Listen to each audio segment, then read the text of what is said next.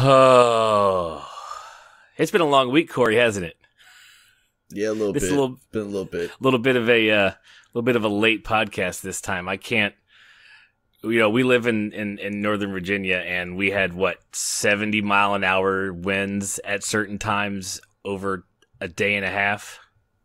Yeah, we had way too much wind power for the amount of trees that are located in the state of Virginia. Oh. hey, near your house, there was a house that was he split it in twain. Yeah, that's true. Actually, yeah, they're literally with probably a football field and a half away from me. There's a house that's got a tree. I mean, right through the whole fucking thing. Just fell over and cut it like a loaf of bread. Pretty much, yeah. Like it cut off the ugly part at the front of the bread that no one ever wants to eat. It's like, nah, I got to get rid of this. This is gotta go. Man, that's crazy. I cannot, yeah. So apologies to anyone who's finding us for the first, well, actually, no, the people who are finding us for the first time, you don't know when we post. You just found us, and welcome to the Two Dads Review podcast. For all of our long-term listeners, friends, family, everybody who tunes in every week, yeah, it's been rough. And I could have just scrapped it and said, Corey, we're not going to do Annihilation, but I'll tell you what, our favorite... No, we went and saw that fucking shithole of a movie. We're going to talk about it. Our favorite podcaster, when him and I don't agree on whatever we've watched, and by God, we do not agree on this movie whatsoever. No, there's nothing going on for that right. film. Oh, and hold on, speaking of high winds, did I tell you that we lost the whole top of Mouse's car? Like the tree branch fell on it and broke the whole top of it, like that whole panoramic window or whatever the hell they call it. No, you didn't. Yeah. So yeah, a branch fell on that and shattered the shit out of it. Oh my gosh, yeah, it's crazy. I don't know what was going on, man. They were the East Coast and Virginia North went nuts this last week. So everybody who's listening, if you're in the general area, we hope everybody's safe and everybody is okay and has power back and is not huddled around some campfire trying to listen to our podcast. Yeah, right. Burn your valuables just to make sure you can generate enough power for this podcast. So before we jump into Annihilation, let's just go over a couple of our administrative things. As always, you can find us at twodadsreview.com. From there, you can listen to the podcast there, or you can go to links to Apple Podcasts, Google Play Music, Stitcher, TuneIn, Radio Public, and Spotify. The list keeps getting longer where folks want to stick our podcast. It's great. Stick our podcast on your service. We will love letting anybody find us. Also, there's a Two Dads Review YouTube channel. Find us over there, and there's other links all over any of those places to Patreon, T-shirts, things like that. So help us out if you like. Listen to us. That's great. So that's all out of the way. Let's talk Annihilation. Corey, you said something when you walked out of the movie that I want to bring up because it's not just you that thinks this. You told me, you said, maybe I'm not smart enough for this movie. Yeah, I remember reading a few things about it and everyone being like, oh man, this is a cerebral film. Like, it makes you think, yada, yada, yada. Like, I was like, all right, so you're going to have to put a little brain power into it. I don't mind that. But then I was watching the movie and I was like, okay, either this movie is so far above the average human being that like my brain can't even comprehend what's going on. So maybe I'm just generally overall just too dumb to enjoy this movie. But I don't think that's the case. I think the movie's just a piece of shit. And there was nothing really a whole lot about it other than it being visually pleasing. Okay. And for anybody who doesn't know a lot about the movie, it only got a release in theaters in the US and China and maybe a couple other small markets. But other than that, they sold the rest of the, I guess, distribution rights to Netflix for the rest of the countries. Is that right? Did you read that? Yeah. So basically everywhere else in the world, but here in China, it gets it in Netflix in like a week and a half. Right, and that's what the production, or that's what the company said, was like, we think it's too smart for the average viewer. Like, we think it may not appeal to everybody because of how deep Alex Garland is when he comes to making his 2 movies he's made. Yeah, and that's what I'm saying. And I don't think there's like anything crazy deep going on with this movie. Like, I think everybody wants it to be, but what I'm saying is the average person can go watch this movie and pick it up because there's nothing really secretly going on about it, and it's not really that cerebral of a film. It just has a soundtrack, and it's filmed in a way to make you want it to be like that. It's just really a stupid fucking movie. Okay, so all right, so we're gonna stick with spoiler-free territory for just a second to, you know, because I personally believe that if you liked Ex Machina, which Corey, you said you'd never seen Ex Machina either. Yeah, I haven't seen that. Okay, yet. so those listening, if you liked Ex Machina, don't hate on Corey. Like if you are, because Ex Machina had the exact same, from what I understand, the exact same fan response. Like you either loved it or you hated it, and I loved it. I thought Ex Machina had parts in it that just blew my mind, and they were so simple and so like just random that it was just, I was just left thinking, and like, I wouldn't say haunted by it, but it's a very interesting story, Ex Machina. And this one too, if this movie does anything, it makes people talk about it. And in the end, when it comes to the craft of movie making, isn't that really what you want, is for it to have a lasting effect on people? I mean, whether it be good or bad. No, I think you want to make that money, man. Well, I don't know. He's not going to make the money. I mean, but I'm not even sure the budget was even that like his. I wonder. I did not look up what. Nah, he probably pulled an Adam Sandler, man. Like, he filmed it all in a green screen in like a fucking warehouse in the middle of Los Angeles somewhere, and it got like a $20 million budget because he only needed green screen. So basically, he just needed to rent servers for processing power, right, for like half a year or whatever, and then he collects go ahead and makes like 60 million, 80 million on it. You know, still gets like a $40 million profit on whatever his budget. Yeah, I'll have to look up the production budget on the movie, because, but it could have just been walking him through the woods for a couple weeks. Didn't have to really, you know, you could CG a couple of things here and there until the you know, some of the, put a different filter on at the end, and most of it was just kind of normal, really, which was nice. I mean, it's an interesting story. So let's see how to not spoiler it. So what do the trailers show us? You have a group of women who are scientists and explorer type folks who are going into this unknown area of where something has landed, and they're trying to figure out what it's all about, is really the whole plot of the story, because every time they send somebody in, nobody comes out. So it's like, and so here, who wants the next suicide mission? Who's up next? You are? Great. Let's all go. So that's the whole story of those women's and their trip through and discovery of what's inside this area they call the Shimmer. So Natalie Portman is the lead. So it also stars Jennifer Jason Leigh, who is in Hateful Eight that you and I went and saw. We talked about that last podcast, I think, the movie. Yeah, we did. I watched it the other day.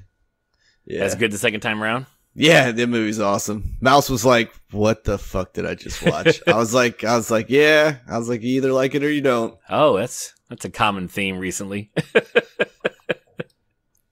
So, and Gina Rodriguez is also in it. She's in Jane the Virgin, which is it was kind of cool to see her get like a, you know, she was kind of the jock, kind of the you know, the hard ass of the group. And in Jane the Virgin, it's kind of like a telenovela. It's like an American telenovela, and she's the main cast, and it's kind of a comedy drama thing. So she had some good parts. Oscar Isaac is in it, who plays Poe Dameron in Star Wars. So, you know, it's got some names in it, some folks who, I mean, let's put it this way. The acting in this movie is fantastic. Nobody seems like they were left behind in the acting train. That's for sure. I guess so. You guess so? Dude, there wasn't a whole lot of acting. I mean, it was a lot of like staring at someone. It was a lot of walking, putting their backpack down, and then shooting an alligator. It could be titled "Watch Me Put My Backpack Down." That could be the title. There was a lot of that. So I went and saw it by myself because you got sick. You were sick. The reason this podcast is coming out late is because we had the last weekend Corey was sick with his stomach stuff, and then times didn't line up with work, and we finally went and saw the movie, and then we lost power for a day and a half, and then it's weekend and family stuff. So yeah, it's Sunday morning, and we're recording this while any of the bumps you hear upstairs are my children wrecking the house. But okay, so yeah, I'm not saying, and even the people that watch the movie and love it and enjoy it like I do, the reviews I was watching, they're not it's not without its issues. The movie is it's not one of those like, this is the most perfect movie ever crafted, and it's more of just it left you thinking about what it showed you. Now, is that lazy because you don't know at the end? You're like, and what does that mean? Which is kind of what, it's kind of how I felt when I first left it. But let me go to the scores real quick. So this will actually kind of paint the perfect picture, Corey. So we always crap on Rotten Tomatoes because it just seems that they almost have like a political view when it comes to like, we're going to make this movie or break this movie just because of how we score it.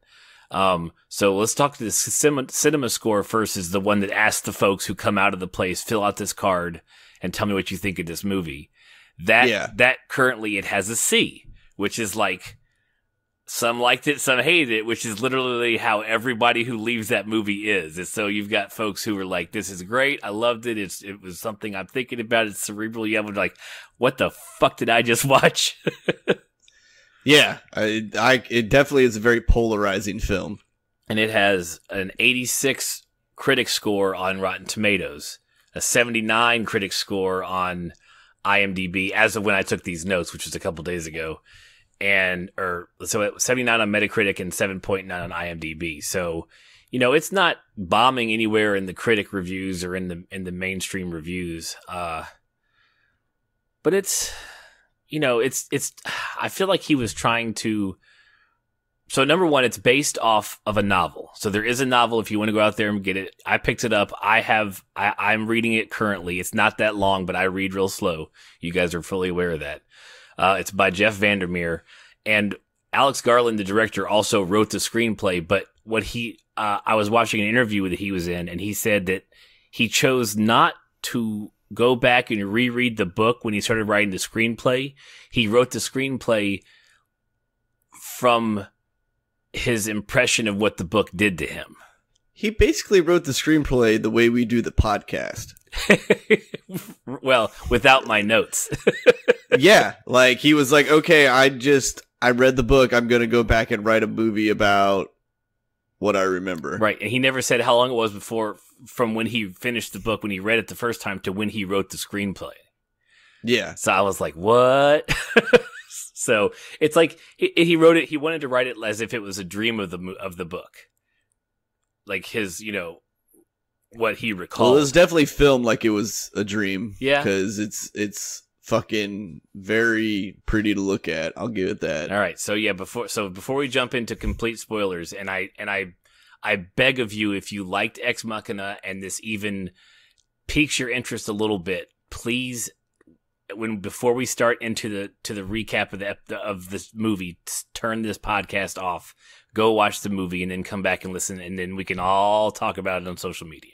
We can all Twitter about it, because if you liked Ex Machina, if you like movies that aren't spoon feeding you every bit of what it doesn't wrap up nice at the end. It gives you this little it's a lot of stuff is not spelled out. So if you like that kind of stuff that makes you think, that makes you wonder what's next, what did I just see, it makes you something you're going to think about for a few days after you watch it, then go watch this movie. Corey, yeah, sure, go watch it. Like I was trying to think of something, man. Like I got nothing. You can cut that dead space out. 'Cause, I was trying to get on the bandwagon of like I do not recommend this movie. Like would just wait till it like comes out on Netflix and sit at home on a comfortable ass couch and popcorn it up. Like don't go waste unless you got Movie Pass and you got unlimited movies to go burn. Don't just wait. Just wait for it to come out. Don't even go to the theater. Okay.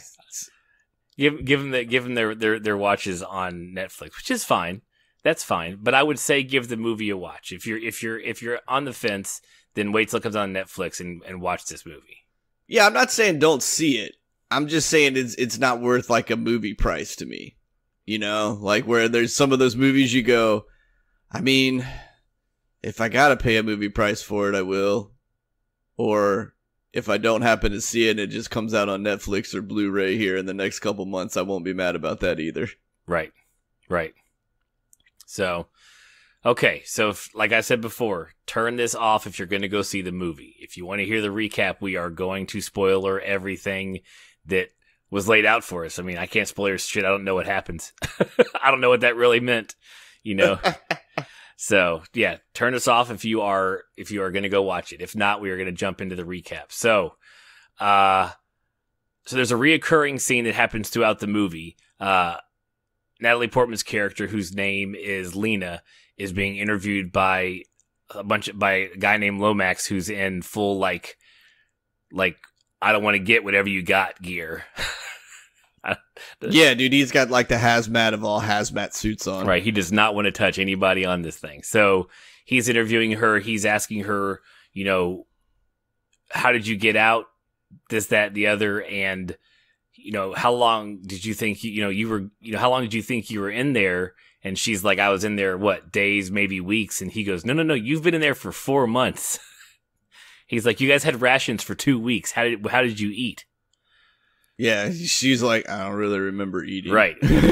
So right now we already know that either somehow she lost time or time doesn't move the same way inside the shimmer as it does outside the shimmer. Yeah. Which was not really touched on either. What the answer to that question is, because we'll get to that. We'll get to the time issue later on. Well, not later on, but here in a little bit. Time's probably refracted, just like they brought up the whole prism concept again in there. Ooh, that's so deep, man. See, you know how great this movie is, man. Look at you pulling that out. No, dude, I'm just saying, like, you don't got to be a genius to watch this movie. It's not as cerebral as everybody thinks, and it's not. It's slow and it's boring. It's slow and it's boring. Yeah. I'm sorry I made you watch this movie, man. No, dude, it's good. It makes for some quality feedback. It gets tired of agreeing with everything you say sometimes, where it's like, well, I got nothing to say because we pretty much speak exactly alike. So, so we jump from her interview back to, we find out that she is a professor. She happens to be a professor of cellular biology, which will come into play later as well. And she's in a class, she's teaching it, and they wrap up, and she's on her way out, and another teacher sees her and snags her, and you have this like awkward, come to my barbecue. My wife and I are having a barbecue. Come on over. But you can tell like there's something going on or something odd that's making her uncomfortable about him. And we find out from his conversation with her that Lena's husband has been gone for a year, and he's like, you got to get out of the house sometime. It's not going to betray his memory to go to have a good time or go to the barbecue or whatever. Yeah, he said something like it's not going to betray his memory to come to a barbecue. Right. It's like it's been a year. So she gives him the equivalent of, I'm going to go wash my hair or rearrange my shoes, but she's going to go paint the bedroom, which initially is just her sitting on a couch crying, listening to some song that's sad. Yep. And but she does finally get up and start painting her bedroom. She gets everything all laid out nicely, and then we see. So when everything's still kind of filmed with that bluish gray hue to it, right? And there's no it's all the song. There's no sound from the actual what's going on. Yeah. So it's all song, and then it's just all you see the reactions of the people. So a man shows up at the bottom of her stairs. Looks at the pictures on the wall and heads up, and actually there is noise because she hears the creaking of the stairs, and she's like, what? Well, yeah, but because it kind of pans out though, mm-hmm. Like the audio does one of those pans where it's like, nope, nothing but song, and then Creak. all of a sudden you kind of see him, and then you hear the environment noise come into play. Right. And then so it creaks, and then she turns around, but it's cool because she turns around and he's already passed by where she could have seen him. And then all of a sudden he shows up at the doorway, and you can tell that, well, I guess we saw pictures, so we know it's her husband. So it's her husband we know has been gone for a year, and she loses it, hugs him, goes crazy, kissing on him, and then you realize that he's not really reacting to her. Like he's not hugging her back. He's not emotional. He's just stone-faced. He's basically like, I think I know you. Right. Like, hey, hi. Mm. So then they're down in the kitchen. What?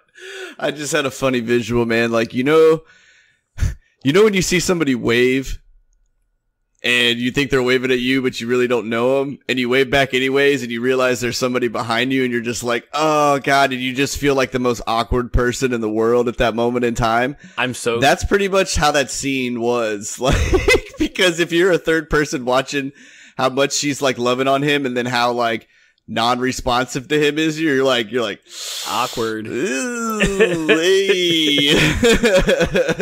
I'm so glad it's happened to more people than just me. Waving at somebody. Dude, it happened to me the other day by like a 12-year-old. Oh. Like I was driving down the road, and Aiden's in the car with me, and then we see my nephew. So I wave to my nephew, right?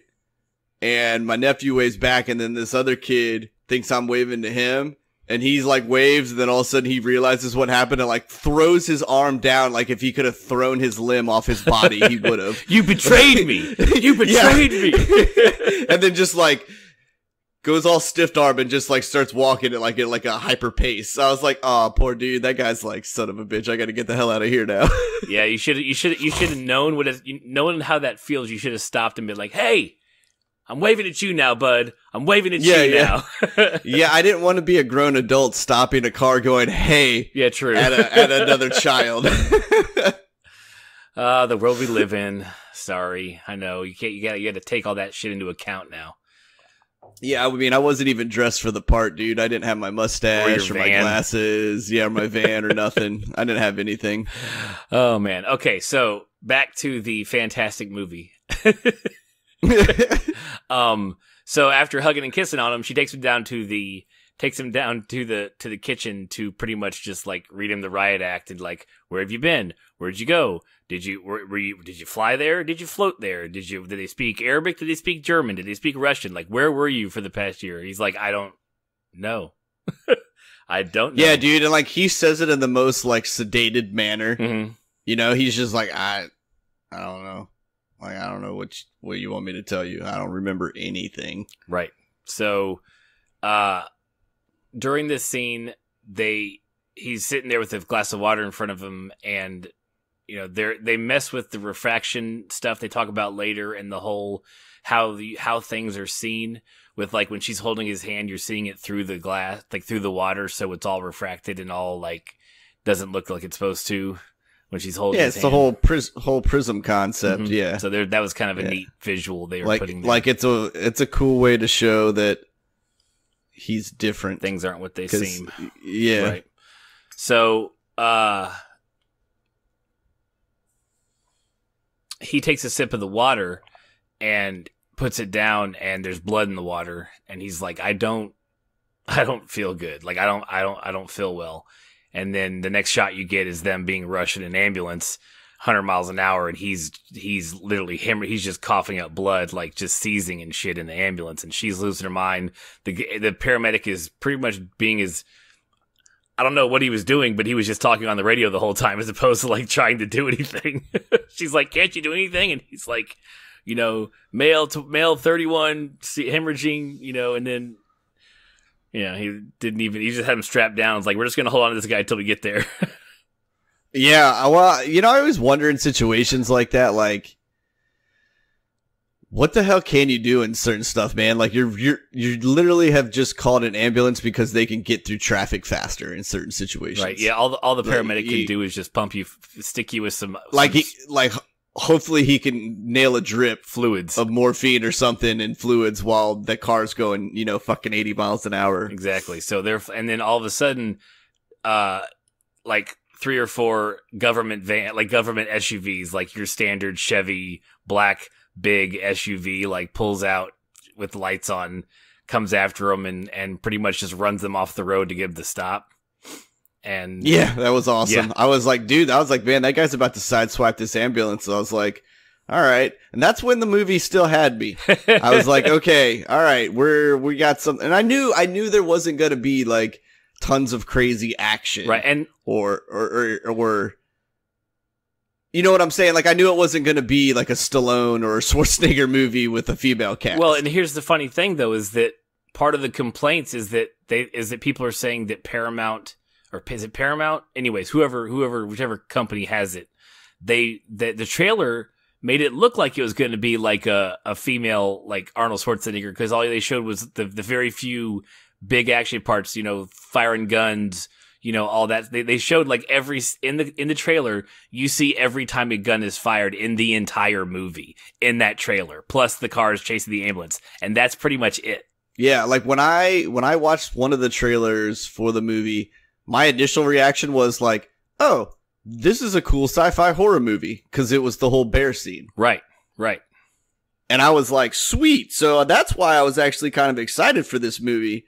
And the more I figured out like what it was, you know, like not like by the time I got to the theater, like I knew it wasn't a sci-fi horror film. You know what I'm saying? Like, so I still wasn't going in all pumped thinking I'm going to watch some sci-fi horror film. And that's why I don't like this movie. Like, that just, You just don't like it. yeah, it just didn't do a whole lot for me. And like, and it's weird for me to talk so bad about a movie that probably most people will be like you, who appreciate the small things that this movie did, where I'm just like, nah, I'm just looking at this as a film as a whole. And it's dredging on, you know, like it's like quicksand, and I'm moving enough to stay alive, but we're almost dead. I'll give you that, because on the second watching, knowing how it goes, I actually it drug more on me the second time, because I knew the ending and I realized that there are parts in it that were extremely so. The first time I was so engulfed in the idea that it did not seem slow to me, and by the end of it, so the second time lent itself to, I was like, oh, okay, can we just get, I was like, let me get to the bear scene. Let's get to the lighthouse scene. Like those are the parts that, you know, you could probably chop this movie down to about an hour if you cut out the backpack laying down and them walking. You know what I mean? Yeah, like, and I know, like the book's not super long. No, it's not. But the movie was filmed in a way as if the book was like 700 pages. You know what I'm saying? Yeah. And it's like, yo, dude, the dream part you remember of that scene in the book, you made way too long. You know what I'm saying? Like your recollection of it is quite different than probably how it is. Right. So, so when they get pulled over by the government vehicles, they drag him out. The paramedics have no idea what's going on. She's yelling at him. You know, and there's a bunch of guys in like SWAT gear, and they grab her and they stick her with a needle and sedate her ass. The old standard Hollywood needle to the neck you'll be fine. Don't worry, because there's nothing major running through there that could be right. Could be fucked. I love how I like how anybody who gets sedated gets it in the neck, like it's easy to hit the carotid and get it right in there. Yeah. Like, oh, hey, by the way, this needle, it's just a neck needle. It just needs to be anywhere in the neck, and it works. Don't worry about that. That's when you just stick it in their shoulder or their butt cheek or something. So she wakes up. So now we are in Area X, so the way the movie does is there's like title cards of like what that section of the movie is going to be considered. So they call this one Area X. And we get introduced to Dr. Ventress, who is Jennifer Jason Leigh's character. And she is a psychologist, and she is in there questioning Natalie Portman, who just wakes up and like throws up and like is all groggy and doesn't know where she is. And they have it back and forth when it comes to questions. Jennifer Jason Leigh wants to know, you know, how long is what did your husband say? Oh no, what else did she ask her? You know, basically she asked her everything that the wife was giving the husband at the beginning. You know, Right. She was like, what did he say? Did he say anything about the mission? Did he talk about it? Like, you know, basically what a security clearance question is like, can you be blackmailed? You know, Right. So, I mean, it wasn't like there was any new questionings really going on there. It was just like, when did he get there? Where did he come from? Did he talk about the mission? Do you know anything about the mission? What did he tell you? Did he give you any specifics? You know, kind of details, dates, stuff like that. And she's just basically going, no. Where's my husband? No. Can I see my husband? No. Right. No. I need a lawyer. She goes, you're not gonna get a lawyer. Yeah, that was kind of cool. I was like, oh man, you know, you're in some deep dark federal government shit when they're just like, yeah, you're not getting a lawyer. Like those type of rules don't apply here. Just so you know. And all this while you can tell, while Jennifer Jason Leigh is there, while Ventress is there asking these questions, you can tell that she's not there. Like she's thinking about a billion other things, like other than what's going on in that room right now. She's playing with her fingers. She's like, you know, she's definitely preoccupied with the entire situation, I assume. But she's definitely not, you know, focused in on what Natalie Portman's telling her. No, because I think she already knows that, like, she's got that mission, she's going in, and as we find out later, like, she's on death row. So yeah, she's definitely has a lot going on. Doesn't really matter. She's like, I don't give a fuck what this bitch has got to say, man. Like, just let me go in there and go do what I need to go do, because I gotta know now. Right. So during their questioning, we find out that her husband is with them as well, and he has like critical organ failure. Like everything's messing up on him. Yeah, baby. Everything in him is just red. He's like fucking a goddamn operation board. Yeah, pretty much. She also then takes her outside. You see a little bit of the facility. She takes her outside, and she is shown the shimmer for the first time, which the way to describe it, which you saw it in the trailers, is like a bubble. Like it looks like when the bubble catches the light, it's that iridescent looking, like everything's moving. Yeah, have you ever blown bubbles and you get like a really soapy one? A real that soapy like bubble. stays somewhere, and then like when the light goes through it, it's got that crazy rainbow effect going on, and it's all drippy. It's like, but it's still moving. You know what I'm saying? Like you can see the suds are changing the shape of it and what it does. Like that's what the shimmer looks like. Right. So she sees it. You know and you get a background of the whole event. You know that something landed in the lighthouse. It started there and began to spread, and has been spreading consistently since it, up until this point. It's just enveloping everything. They keep having to move their bases back, like their observation post. She says this post that they're at right now will be gone in a couple months. It'll be enveloped by it, and they'll have to move again.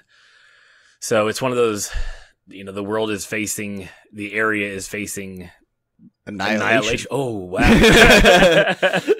So that kind of sets up the whole background of, we learned that this is when we learned that everybody who goes in there hasn't come out. No one's ever come out except her husband. Even like when it first hit the lighthouse, like the poor, like, I think she said, well, this is where we also find out too, though, that like only men have been in there. True. Very true. Yeah. It was only men have gone in, which is where, what we learn next comes up is the fact that Jennifer Jason Leigh's character, so Ventress, is going in along with a team of women. They're trying, maybe it's the men that's going in there, so we'll send women in and see what happens. So after that, she's out. Lena is out that evening, just kind of being to herself with the rest of the people from the location, kind of sitting off to the side. And Gina Rodriguez's character, her name is Anya, comes up and she's like, I'm going to go talk to her. So she goes over and introduces herself and brings her over to the other girls at her table. And so we meet. So Anya Thorensen is the paramedic. That's Gina Rodriguez's character. Yo, didn't you like, though, how when, like, after the whole, like, ice-breaking interaction happened, how Gina Rodriguez's character was like, come make friends. Right. Sit down. Come on, it'll be fine. You don't have to sit down by yourself. Yeah. I was, like, the movie does a good job of filming human interaction.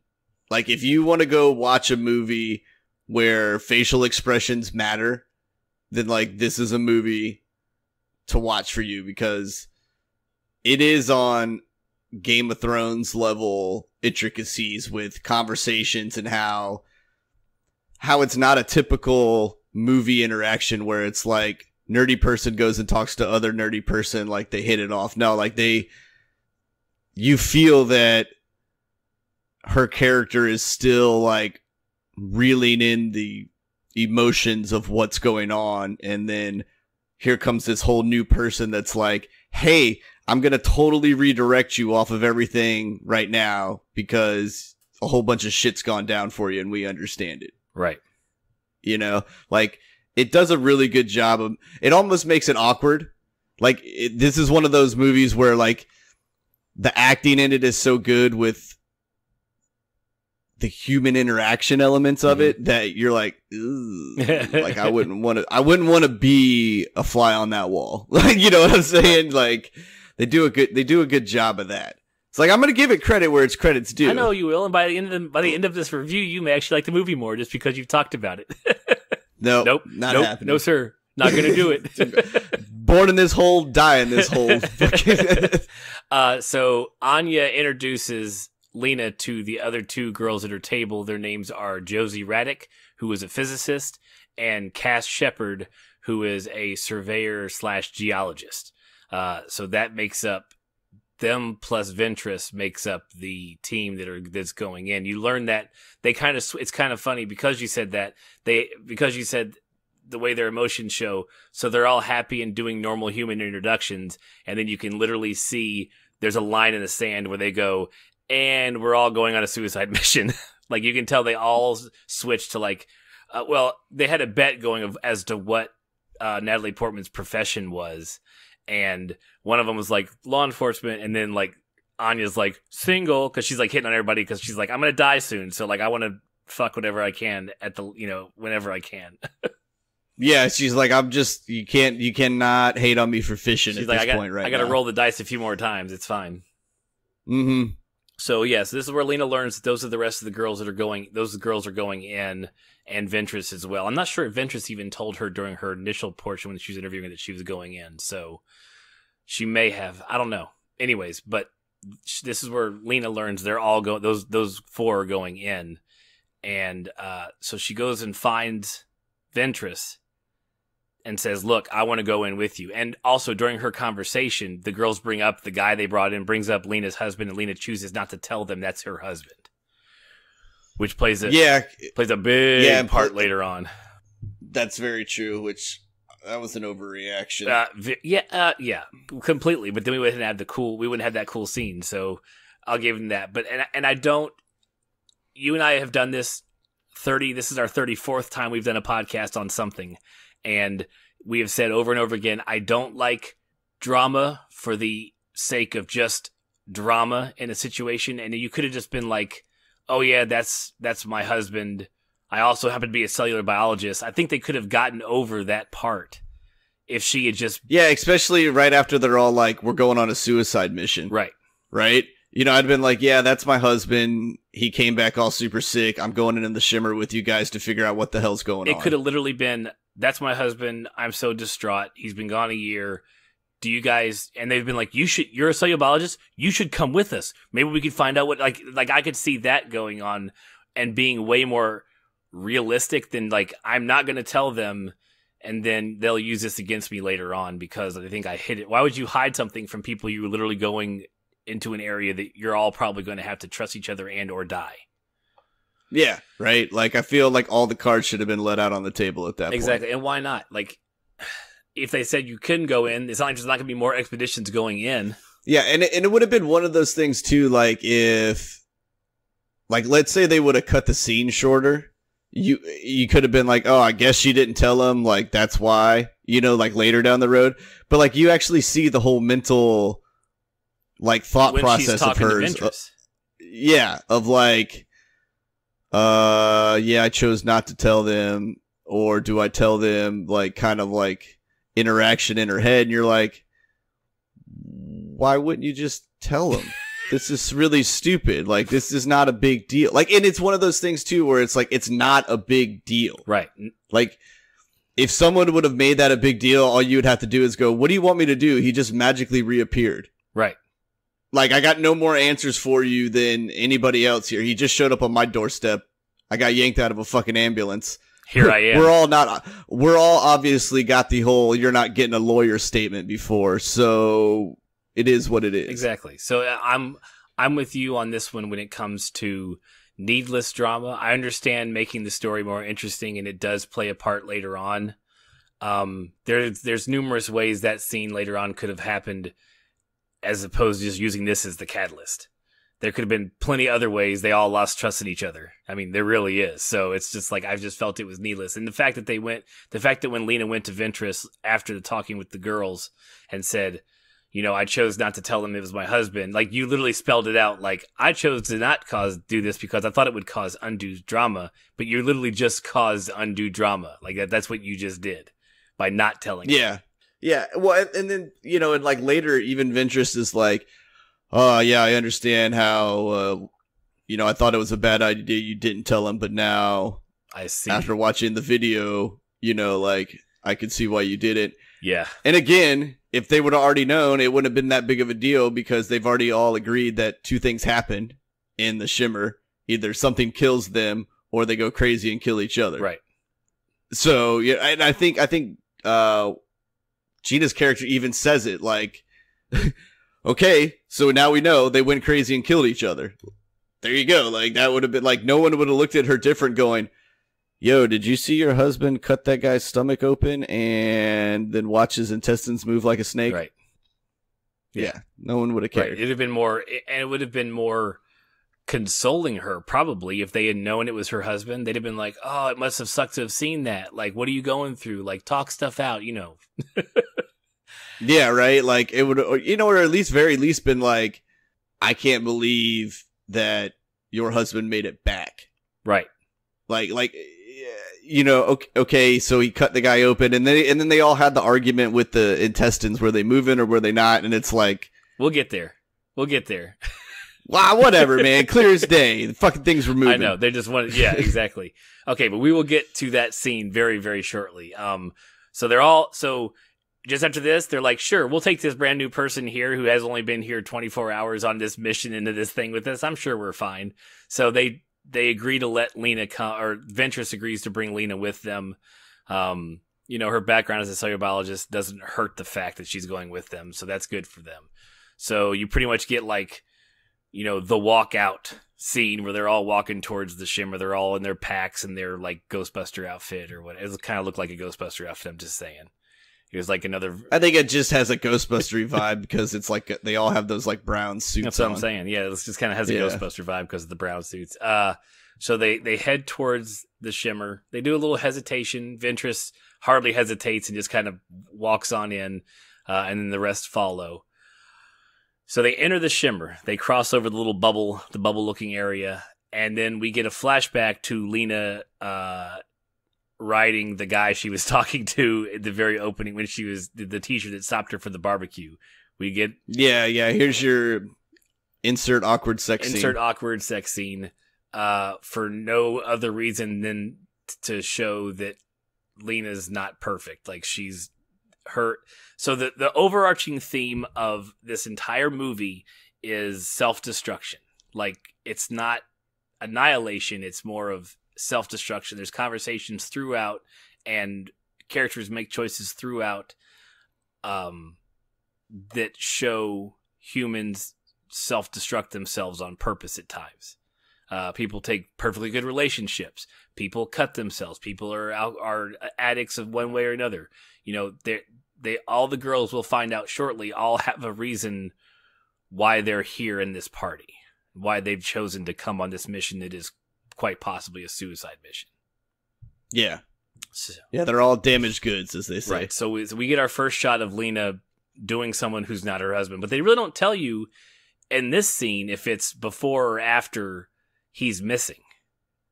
Because a lot of this stuff we find out later was before he left. Like, she was cheating on him before he left. It wasn't like her dishonoring his memory of him being gone. she was doing this stuff before he left. Well, yeah, the first time you see it, I think you're led to believe that this was a guy that she slept with after after. And then the way it's filmed later, the more you get to know about it and the more that comes to light in the story, you realize that it's an affair. Correct, exactly. Yeah. And again, it's the whole Prism vibe. Like, you're seeing it one way thinking, oh, hey, she's just getting over an awful breakup and then she can't, but really she's ruining something that was perfect. What she considers perfect. Right, exactly. Yeah. And yeah, look at you, man, pulling the... I love it. You're like, look at it's a Prism thing. I just love that you're bringing that shit dude, up. like I'm just saying, man. Like the movie is not is all inspiring, thoughtful as everybody thinks it is. Like the concepts that I'm bringing down, like all you got to do is watch the movie and then think about it. Especially after they make the Prism fucking announcement, right? Yeah, they just come out of nowhere. She's like, and it's a prism. You understand that this is it's there's two sides to every story, but there's one universal law. Like, and this is what you get to see. You get to see two sides to the same story, and you get one universal law. And that's what's going on right here throughout this whole film. Right. And you get to see it from everybody's character. Right. For the most part. Absolutely. So after when the affair scene stops, she wakes up in her tent. And she wakes up and she's got an odd look on her face and she gets out with her gun only and she's like, you guys have to give me a minute. Like I'm a little disoriented and then one of them says, yeah, we're all getting used to it. Yeah, then I think someone even says, do you remember making correct. camp? You don't remember setting up camp, do you? And she goes, yeah. No. And then, what's her name? I'm going to get the character right. Radek. Radek is the blonde. She says, from what I'm looking at our rations here, we have been out here for 3 to 4 days. We've eaten 3 or 4 days of rations. So they didn't just lose, like, setting up base camp. It's been 4 days they've been there without even knowing it. Just by entering the shimmer. Yeah, that's bonkers. That was that would throw you off, man. Like waking up anywhere, not real, and like you just basically have a week gone in your brain that's gone. Right. That was what before you watched the movie. I told you there's a line in the movie that horrified me. That was the line of all the crazy shit that happens. That one when she goes, "We've been here. Do you remember setting up base camp? We've been here for 4 days." I was like, okay, you've got me hooked. Like I was like, that's crazy. Like now what's gonna happen? Like that's what just it was insane to me to even think of that. Oh yeah, and I'm like, oh yeah, man, I'm an alcoholic, dude. I fucking blacked out for 4 days. I don't remember any of that. Right. Shit, I got blocks of time that I'll never get back. Yeah, no, that's too bad. Oh boy. It's funny to me that like now that I think about it like this, like that really should bother me more than it does. But I think I'm just used to it. Right. Like, you know what I'm saying? Like where you're like, could you imagine waking up and not realizing like 4 days worth of time? And I'm like, I've done that. I've done that. Like I don't remember days, Right. Well, that sucks. Yeah, that's it's like time travel. Yeah, right? Just fucking on autopilot. Okay, so they break down camp and start walking through the woods a lot. They come across I don't know, it's like a hut next to the swamp. It's kind of half sunk in the water.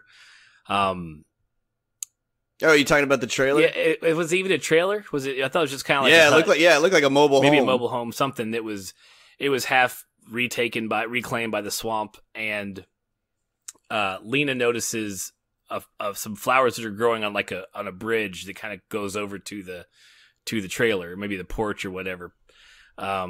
And the flowers on it are all different types of flowers, but they're all growing from the same vine, the same source. And she's like, that's literally impossible. How can this be? You start to see where things aren't the way they should be, in the shimmer. So they start exploring, and Cass goes inside the trailer, looks around for a minute, and does what we saw in the and I hate trailers sometimes because like they already showed you this, so you knew it was coming. So she steps out in the doorway. She's like, "Oh, there's nothing there," and then gets snatched right back in the doorway, and everybody freaks out and runs after her, to try to find her. And I was kind of wondering, I was like, "Oh shit, are we gonna lose one right now?" But they get her out. They get her away from whatever's got her in the water. Lena jumps in, gets her away from it. Yeah, because we haven't seen what it is. Right, yet. We still don't know what it is. And then they're all kind of like, they all get up on the land again, away from the trailer and up on dry land. And then, a couple bangs on the side of the trailer, and then a big ass crocodile comes out the side of it. And it was kind of like almost like albino and had like red streaks on it. Yeah, it was. It definitely didn't look like it belonged where where it came from, and it had like multiple sets of teeth. Well, once they get it down, so it takes Yeah. Well, you could even see it when it opened its mouth. Like you could see that it didn't have it had an alligator's mouth with like more rows of teeth and a circular saw thing kind of going in the back of it. It looked like a little bit there, right? Yeah. So it charges. It charges kind of at a couple of them. Anya shoots at it a few times. Her rifle jams, and she did a good. I have to give them credit on their work, because she did what you're supposed to do in your rifle jams, and that's hit the. Why did I bring this up? Because now I forgot the name of it. But there's a spot where you can try to jam your bolt forward. There's a button you can hit, and she did forward. I forget what the hell it's called. It's been a long time. But she was trying to clear it, and she didn't get to it, and then so Lena calls at it and shoots it, and then it turns to her, and she takes a nice kneeling stance and just lays an entire magazine into that thing's face. And which I would think with that gun, like there shouldn't have been a whole lot of that thing's face left. Yeah, I mean it's a 223, it's a 5.56 round, so, and being that, I mean there's not a lot. Like what kills it. So okay, we're gonna take a little bit of a break from the movie, and I'll tell you about military rifles in 5.56 rounds. That round is literally not much bigger or circumference wise than like a 22, a little 22, because it's a 223. It's very close to 22. What kills you with the 5.56 or 223, same exact round, just one's military, one's not, is what it does once it enters your body. And that's when it tumbles and ricochets and comes. That's why it can enter here at your shoulder and exit at your hip, because it's bounced around. Yeah, it bounces all around, right? I just figured with that much bouncing around and that like amount of flesh that's there, like I figured there would at least been a small size hole somewhere. You know what I'm saying? Yeah, she just pretty much fired down its throat. That's true. Like it definitely literally ate a lot of bullets. Yeah. So she takes it down. I mean, the thing barely took it down, that big old thing. So yeah, which makes me wonder how they ever fought it off in the water to begin with. I think it just let her go because it had her pack, really.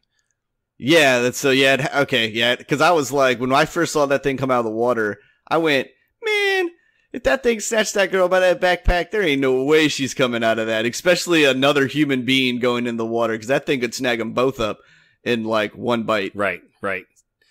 So they have Anya holding the mouth open, and Lena's doing her scientist thing and taking swabs and samples and showing them that there are different rows of teeth, like on a shark, where it has the next set of teeth are just right in a row behind it, so when one falls out, the next one just pops right up. This is all impossible. It all doesn't exist. You can't crossbreed species like that. And they're like, well, there's one right fucking here, so I don't know what to tell you. Like, this place is different. Yeah, right. So it's just that building on that nothing in here is what it seems or is how it should be inside the Shimmer. So now it's kind of got you on edge watching it. You're like, ooh, what else is going to be crazy? So they kind of, so that's how that starts. They examine it. She's done. Then, of course, now this is my scared ass saying this, but just after we almost got eaten by a crocodile, you want to know what the last thing I want to fucking do is? Get in a boat on the water and go on. Just saying. Yeah, dude, like, especially with the size of that crocodile, like, that thing would knock those canoes over so easy. Yeah. No, yeah. So let's just walk some more. Let's not go on boats. Yeah, dude. I would have been land paralyzed for at least 7 miles. At least until yeah, I'd be like, I can walk this out, man. Like I understand that we need to get in the water at some point, and we just found boats here, but we're walking. Right. These boats aren't heavy. We can carry two. You can carry one with 2 people, and you can carry the other one with 2 people. That's fine. Yeah, I'm with you. We're gonna walk this out for a little bit though. I'm not getting in any fucking water. Right. But they all just jumped in like it was nothing. Like we killed it. Yeah, dude, the most ballsy badass set of females ever, because they were just like, fuck it. Exactly. So they get in the water, which we wouldn't have done. They are on their boats and they're paddling their way down the bayou, swamp, river, whatever it is. I mean, we know that the lighthouse is on the ocean, so it's some sort of inlet of water somewhere. I think they said it's in Florida, like up on the Panhandle, like on the Gulf portion of Florida. I think is where the map showed it being at. But anyways, I don't know what river that would be. I'm not good with geography. No, I have no idea what river that would be either. But yeah, so it's kind of a swampy, Louisiana style, Florida Panhandle style swamp. And they are just paddling along. And this is the whole point of the paddling scene, is to get the exposition as to why each person is on the mission and their whole thing. So we learn that Anya is an addict. We learn that Cass cuts herself, not because she wants to die, but because she wants to feel something. So she wears long sleeves to hide where she's cut herself on her arms. We learned that, and the person giving the exposition is Radek, and she's in the boat with Lena. So Radek has lost a daughter to, what did she say? Was it like cancer or something? Somebody lost somebody to cancer. I think. I forget why her daughter died, but she lost her daughter. And then we learned that Ventress has cancer, and she is pretty much, she's been given the death slip. She's like, you're done. Like, you've got this many months until you're going to die. And then, so I think she asked Lena, so what's broke about you or something? Oh yeah. And then I don't remember what I don't think she says anything. If she does, it's not told us there. So, that was the whole point of this whole boat scene. It also gets them to the next section, which is they spot an abandoned military base, and you learn. So they get off the boats, they head towards the military base, and you learn that the whole area. By the way, we're talking about the area that the Shimmer is called the Southern Reach, and it's also in the novels. It's a trilogy. Annihilation is the first of 3, so you could get 2 more movies, Corey. You could get 2 more movies to have to watch. Well, I mean, maybe they'll save itself then. Maybe it will. Because a lot of the stuff that happened in this film could have been condensed, and you could have brought in like I actually probably would have been more intrigued if whatever's going, like, as long as there's something going on with the way this movie ended. Right. You know what I'm saying? Like, because sometimes I don't know if the other books are out. They are. Okay. Yeah, all 3 are out. But sometimes, like, you know how they do with the trilogy, like, where they, like, pick it up from, like, another person's point of view, and it's still really in the same first storyline, I was like, man, I hope that it's not like that, because you can't retell this shit. Yeah, please don't retell it. Yeah. So it's called the Southern Reach trilogy, but the Southern Reach is the area which the Shimmer is at. They call it the Southern Reach. I think they even called the base the Southern Reach, the one they were currently at. But anyways, it's the old, what this military base is, they reference it as the old Southern Reach headquarters before the Shimmer consumed it. So, it's in the state that the next one will be at when it reaches the one they were at, earlier in the movie. So they enter, they go to the mess hall, which is a good spot to go, big open area where, a good spot to, lay camp, get your sleeping bags out, stuff like that. The mess hall yields numerous things that are very interesting to the group. So you see the bed that like she said, there's bags of beds here. There's pretty much cots and all the people's gear from like the last party was there. Yeah, you can tell that's where they made camp too. Right, and they you also found Lena finds a wall that has names and a map on, like a hand drawn map and names. And some of the names were struck out, and there's times next to them.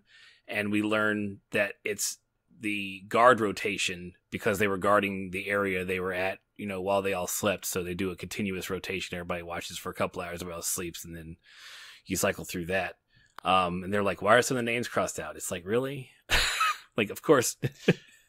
Yeah, you would think you would put 2 and 2 together at that point. Right. I do like how either the girls never asked Lena her last name, or Lena didn't change her last name for academic reasons, which happens a lot. If you've gotten high enough up to have like a doctorate, or at least, and you've got your name made, like a lot of people don't, women that get married later on don't change their name because they've built like, this is who I am because everybody knows me as Dr. Whoever. I'm not going to change it to be like, and this brand new Dr. Kane who showed up. Oh, so yeah. She reads off the names, one of them being her husband's name, whether Kane is his first name, I don't know. Kane is the name, but they don't really do a lot with names. And to be completely honest, the book, I'm only a short way into it, but they haven't named any. I've met all the people in the book so far, and no one's been given a name yet in the book. So it's like, names aren't a big deal right now. Like, so that's kind of why this was kind of glossed over, because, hey, you would think like, hi, this is Lena blankety blank, and, she's joining our group. And then they go, oh, the guy in the thing, his name is John blankety blank. Wait a second, those two names add up. How are we not putting this together? So apparently there's not a little information sharing going on. Yeah, I could see that. I mean, even from the conversations at the very beginning, like they didn't know that was her husband, and that basically she just probably gave a first name and that was it. Right. So, I mean, just not a lot of just a couple things that could have been wrapped up nicely if you had just said his name was John Kane and her name was Lena Smith, and then that she didn't take his name, but they were married. Then they couldn't tie the two together. Yeah, I mean, I'm just picking at it. Yeah, but even then, it's like you get to see the self-destructive pattern by like continuing a lie. Right. The other wonderful thing that this mess hall yields is a plastic bag with a memory card in it. And written on the bag is, for those who follow.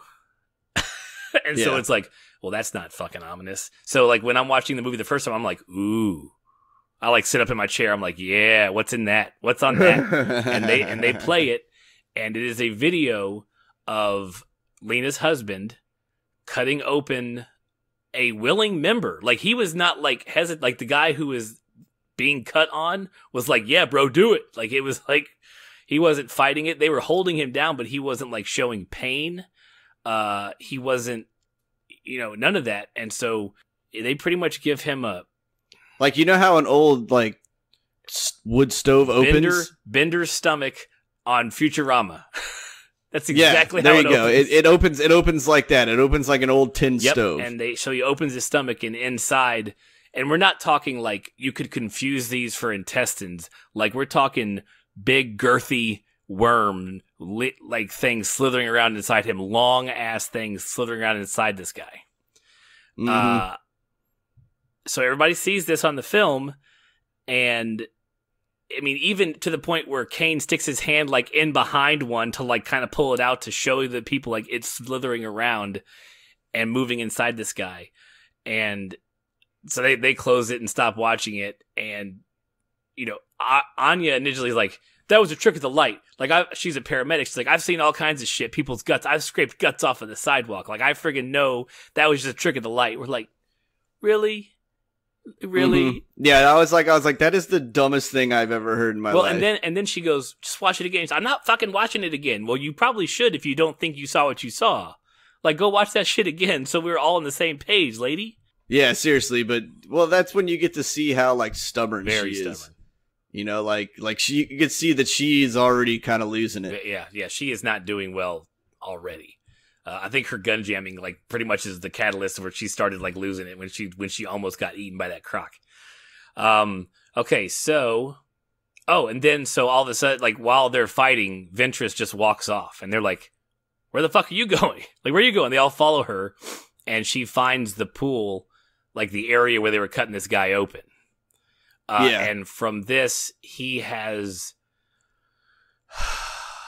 an transmorphified. Yeah, it looks like an explosion, but it wasn't something that happened fast. It was a very slow or methodical movement of his upper torso sitting against the wall. It slowly just spread itself. He grew like moss, and up to the point like there was some. I loved you were talking about the colors, like the way the movie looked, like it was. Yeah, because right now everything in the daytime has like a pink hue to it, and he was like this grotesque image was beautiful. Yeah, like if you ever watched the Hannibal Lecter TV series, like the way they showed the bodies displayed from like, and you go, man, I know that's a serial killer, but shit, dude, that's like a work of art. Like that's what this is. You're like, oh, that had to be really, really painful, but damn if that ain't pretty. Because his upper torso is like 4 or 5 feet up the wall from where his body is, like where his legs are, and his head is like, it splits halfway up, so like you have like the top of his skull, but like his jaw is still down elsewhere, like lower down, and it's all different colors and shimmering. And so Lena examines it. Is this where she looks at it and you can actually see it like moving? Like see it like moving on the wall? Is that when she saw the moving? Yeah, I think it was like so. The yellowish was like, it was like gooey moving in the wall. I mean, it was, so you can tell that like what that is alive. Like it's still alive. Like, and so that guy has changed, his with the refraction that's happening inside the shimmer has changed him first to intersperse himself with like some sort of eel type creature. And then now it's, this mossy stuff. And this moss, actually, you see it for the first time on the boats. Like it was up one of a couple of the trees they were floating by. And I noticed it because I was looking for it the second time I watched it. Like you could see this moss, this colorful moss or if it's not moss, what could it be? Like moldish type stuff. Yeah. I mean, it just anything that grows in like a spory like pattern like that, like a weed. I mean, a weed does the same thing. Like especially the ones where that looks like it's overtaken a whole patch, and yet you grab it and there's only one root system. So that this mold continues out through the whole movie, like practically, especially when you're in the woods. You see it a lot of places, up trees, on walls, things like that. So it's definitely a big portion of what's going on inside this prism, how this entity is trying to create however it can, which is kind of what we learn later on. We're getting there. Let's see what's next. We go to they all decide they should probably do guard duty as well. So they all go to bunk down for the night.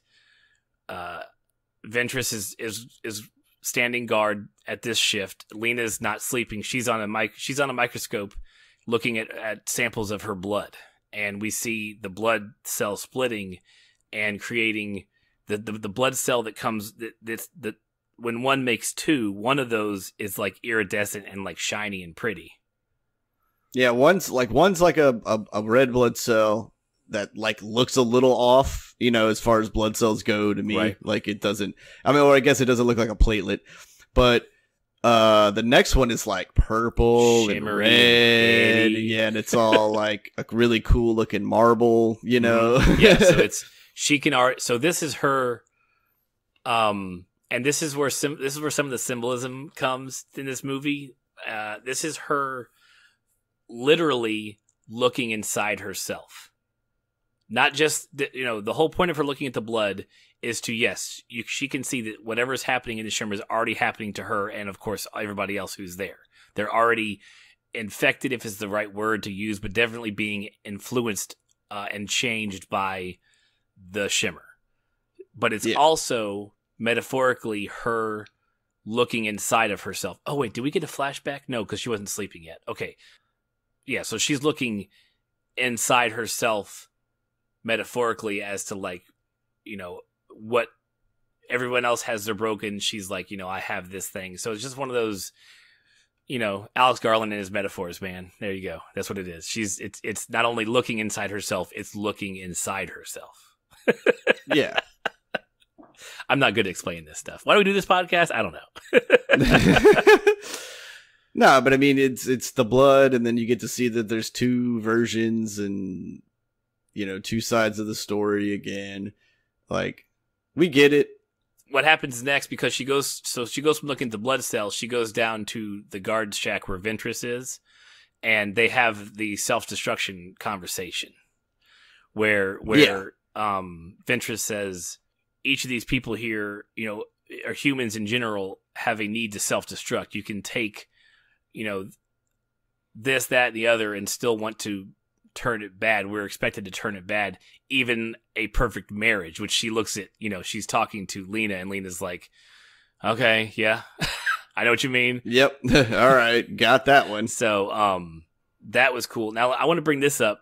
That is the worst way to do guard duty. Like, with, like, one lamp and a shack. Like, you should not have any lights on at all.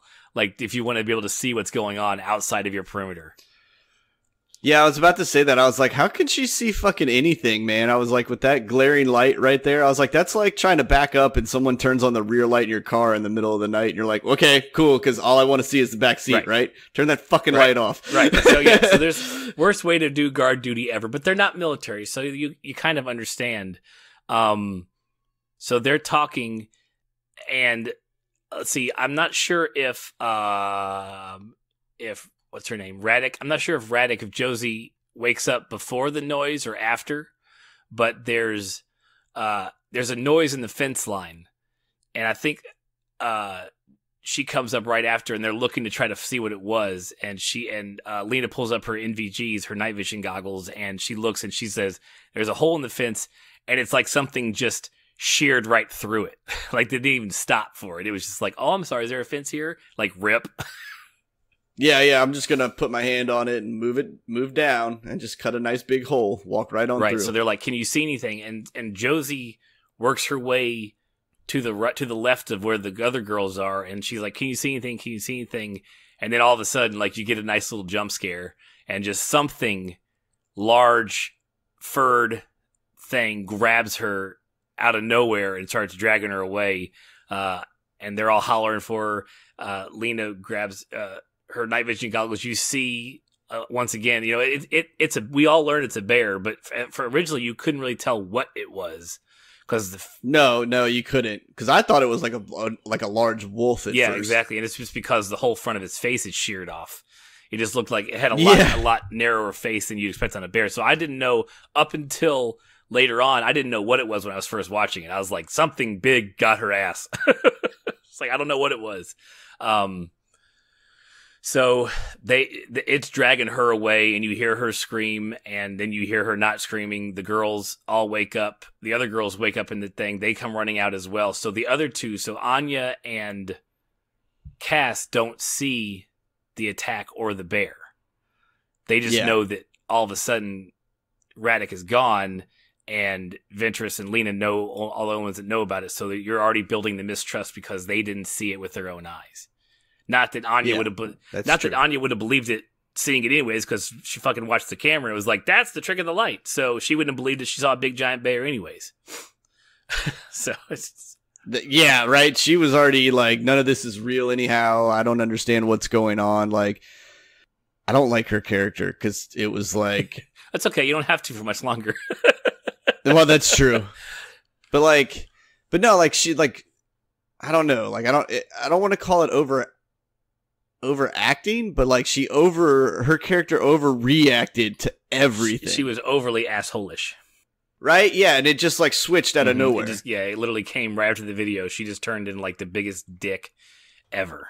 Okay. Yeah. Yep. I'll give you that. Make it.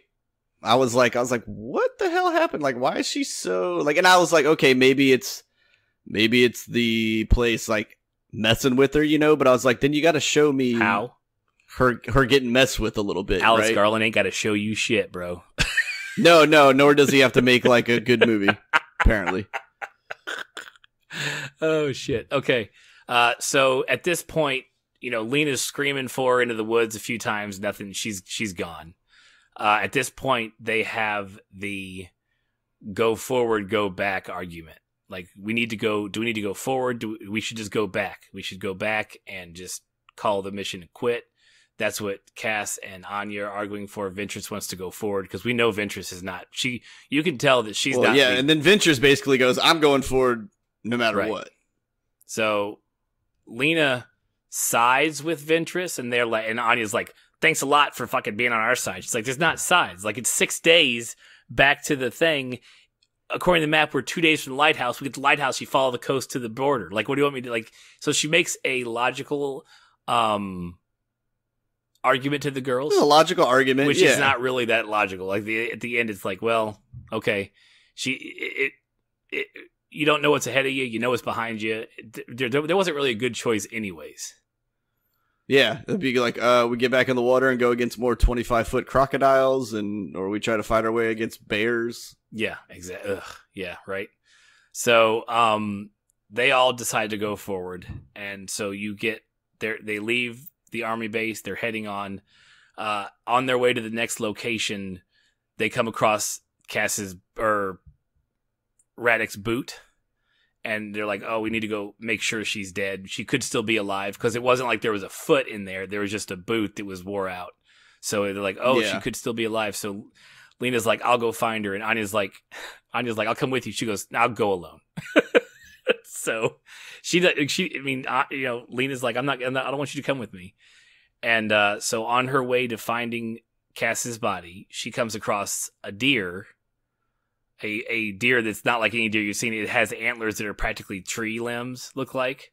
Yeah. With like flowers and stuff, and it's white. And then all of a sudden you realize there are two deer there. One is a hair different, like color's a little bit grayer, but literally photocopy of the other deer, and it almost is trying to move. It almost moves exactly as the other deer moves. It's a little bit off, but it's mimicking. It's mirroring what the first deer was doing, and they're just kind of hanging out, having a good time, eating, chilling. So they run off.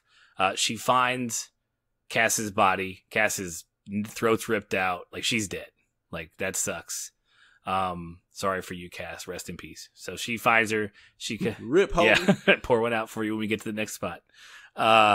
She goes back, reports to the group that she's dead. And they continue on. So now we enter this little town. Ventress gives a little bit of a exposition on, we cleared this town out, as they got closer to it under the guise of a radiation leak or some shit. This is one of the first towns we cleared out. There's some weird stuff in this town, Corey. There's like tree statue people. Yeah, and then that's where you kind of find out that it looked like their DNA had been sequenced with the plant. And the plant was trying to form a human shape. Yeah. It wasn't just pruned that way. Like, it grew legs and then hips and then shoulders and arm structure, like, on purpose. And that's where, like, Lena's like explaining all this, and she's looking at the structure. This is something I didn't pick up the first time, but something pinged in my head the first time, but I didn't realize what it was until I watched it the second time. Did you notice that the house that they built it in is a replica of her home, of Lena's home? Is it? It is. It may not be a carbon copy, but it definitely has the same line, same window structure. It's pretty much the same house.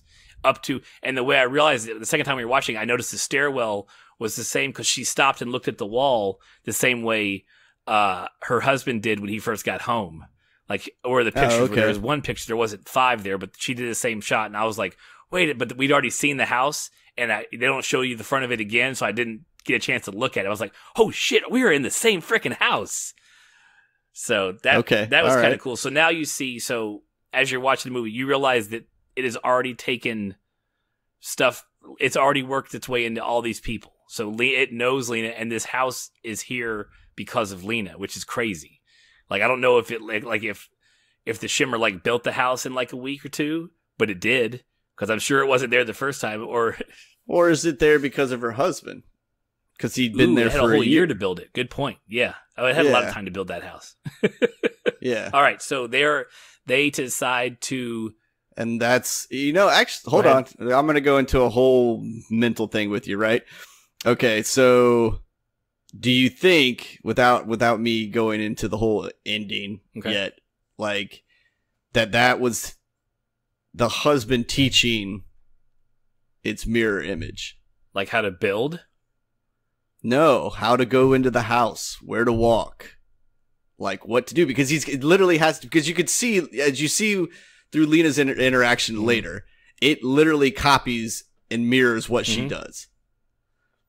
So for him to build up a map, he would have to teach this thing. So that's what I'm saying. Like, he knew he wasn't making it out. So do you think he taught, like, I'm going to send back a new version of me. Like, I don't want to go back because of obviously he knows what the hell's going on. Possibly. Somehow, I don't know how. I understand when you mesh, or the theory of the area and the stuff meshing, but like to build an entire house is weird. I mean, it wasn't a huge house, but it's not like it got built by. There's power tools. There's not like anybody built it. So did the Prism build it? You know, it's all that way. I don't know, but I know what you're saying, and I think that his thoughts of home, that house came into existence. And yes, I think it was like, hey, Double, this is the house you're going to.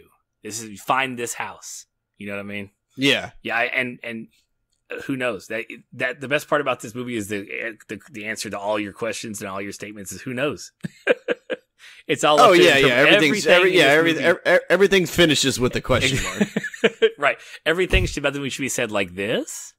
Every time. Mm-hmm, right. Yeah. There should be inflections in every statement. We should do the rest of the podcast just like that. It's already annoying. Man. I know, right? All right, so Josie, so abused with yourself. So I'm going to pull it out the rest of the thing. Okay, so this is where Josie gives us this is where Alex Garland gives you a little bit of a window into now. Let me explain a little bit of what you've been seeing for the past hour. And this is where Josie gives the idea that that the shimmer is a genetic prism. So not only is it does a prism normally just refracts light, but this one refracts everything, all the way down to radio waves, video, like right, everything. Everything. Not only nothing is all the way down to your DNA. It refracts everything, which is what. So now everybody knows that it's already messing with them. Like they know it's in everybody. Sorry guys, we're all here. We all got it going through us. Everyone starts to realize that they're starting to mutate as well. Is what was really at the end of it. They're like, we're all starting to mutate, and so they all stay at the house, at Lena's house, Lena's summer home in the Prism, and they all stay there. And this is when Anya attacks everybody. She knocks them all out, ties them all to chairs, and she has Lena's necklace, and she's like, brother, boyfriend, husband, like they're all gagged, and she's like, okay, husband. So Lena's necklace had a picture of her husband in it, and this is when she starts losing it. She starts, why didn't you tell us? What else did she really say? What else was her point of the whole thing? She just well, this is where you see that like they go back to the part where either something killed you or they go crazy and kill each other. Like you can see that she's going crazy. Like the prism's making her crazy. So really whatever she was spouting on about, it didn't matter. Like that was kind of the whole point. Like she's trying to figure it out, but she has this like crazy anger for really no reason. Right. And this is also the flash. So when Anya knocks her out, this is also when we get her dreaming about doing the professor again. And that's right. We get her talking after post doing him, talking about like, we're not going to do this again. This, I can't do this. And this is when during the conversation we learned that it's happening not after he was disappeared, but while he's still around. And so when he leaves and takes this mission, it makes more sense to us because he realized he found out she was cheating on him. That's why he sought this mission out, his self-destruction thing. So that's where this part ties in. This is where a lot of people I'm seeing reviewing have an issue as well, that this whole thing felt a little on the nose, like kind of jammed in your face, like her whole affair thing. Like she needed to have this along with just figuring out what happened to her husband. We could have had one or the other. I'm not sure we needed this part of the plot, the whole like affair thing. Well, it helps with the self-destruction talk, but yeah, I mean, and if that's the whole point of the movie, like you got to have why is she going in for? Because otherwise, if she didn't have this reason to figure out what's going on, I know she's about like she would have never left her husband's side if there wasn't an affair going on. Like if there wasn't some distance that's in there, and she didn't feel guilty, about the affair, like she would have never left his side. Right. But the fact is, it's like, okay, if I can save his life, maybe I redeem myself. Agreed.